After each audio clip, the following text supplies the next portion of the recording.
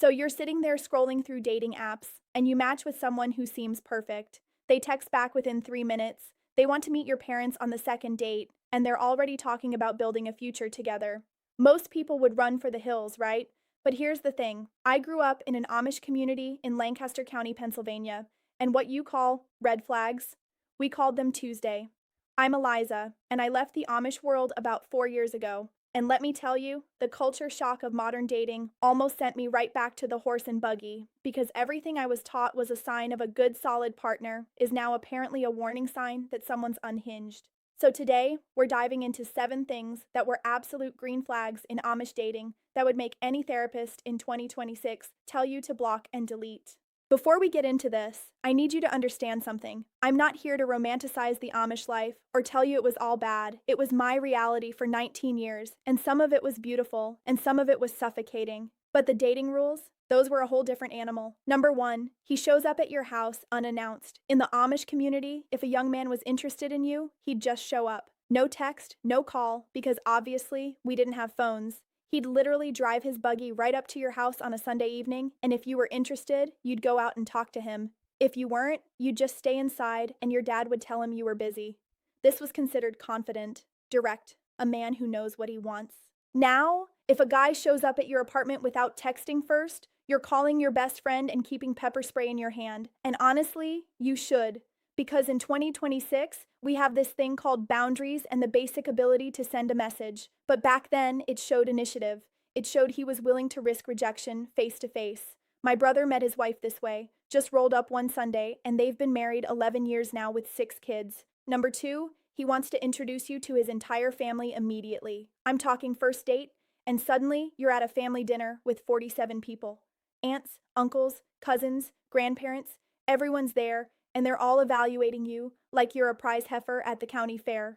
In Amish dating, this was normal. You weren't just dating a person, you were dating into a family, a community, a whole way of life. My first relationship in the English world, I mentioned meeting his parents after we'd been dating for 2 months, and he looked at me like I'd suggested we get matching face tattoos. He said, "That's really serious, Eliza. I don't know if we're there yet. We'd already said I love you, but meeting parents? Too much." In my world, if a guy didn't introduce you to his family right away, it meant he wasn't serious. It meant you were a secret. Now it means he has healthy relationship pacing and doesn't trauma bond.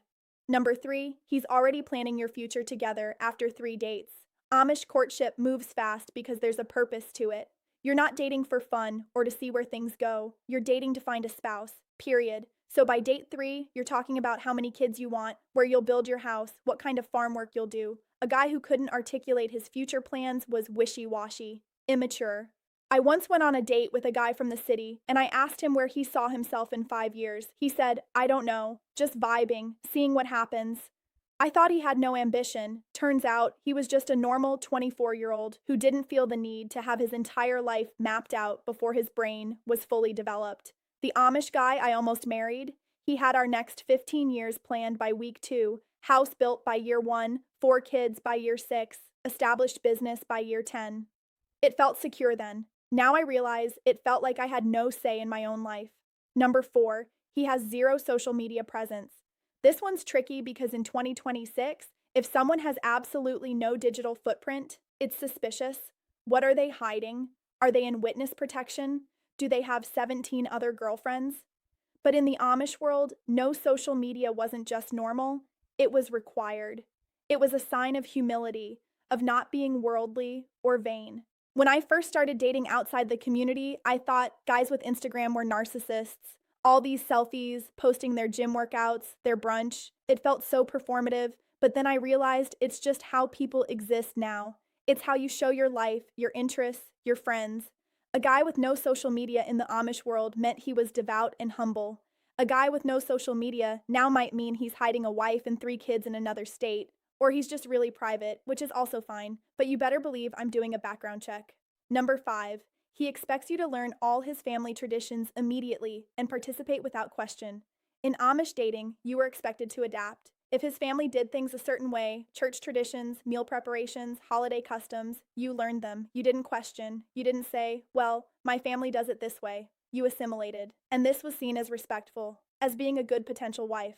I'll never forget the first Christmas I spent with a boyfriend's family in the outside world. His mom made this specific casserole, and I said, "Oh, my family used to make something similar, but with different spices." His mom seemed delighted and asked about it. I almost cried because in my old life, that would have been seen as disrespectful, like I was challenging her way. But she genuinely wanted to know. The idea that you could blend traditions, that you didn't have to erase your own family customs to honor someone else's, that was revolutionary to me. Number 6. He's deeply involved in his church community and expects you to be too. Faith is central to Amish life. It's not a Sunday thing, it's an every moment thing. So if a guy was serious about you, he expected you to be equally serious about the church. Every service, every community event, every work frolic.